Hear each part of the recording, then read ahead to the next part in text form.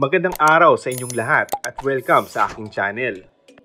Kabang-abang ngayon ang bagong yugto ng serye ng FPJ's Batang Quiapo na nasa new era na. Inilabas ng Dreamscape Entertainment ang full trailer ng serye na nasa season 2 na sa kanilang official na Facebook page. Dito ay makikita ang ilang mga eksenang dapat abangan sa serye.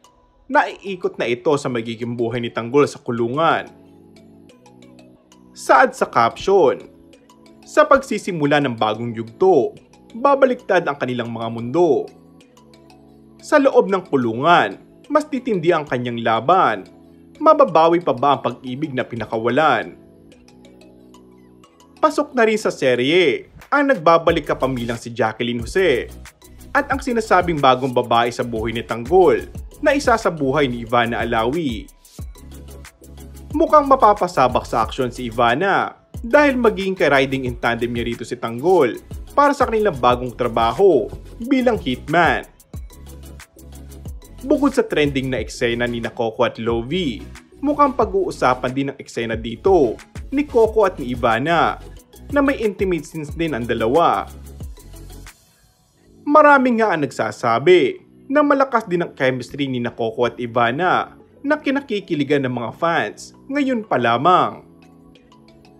Kaabang-abang nga lahat ng mga mangyayari sa eksena sa nasabing serye, ngunit mas kinasasabi ka ng mga fans ang magiging reaksyon ng girlfriend ng aktor na si Julia Montes sa intimate scene ng aktor sa sexy actress na si Ivana Alawi.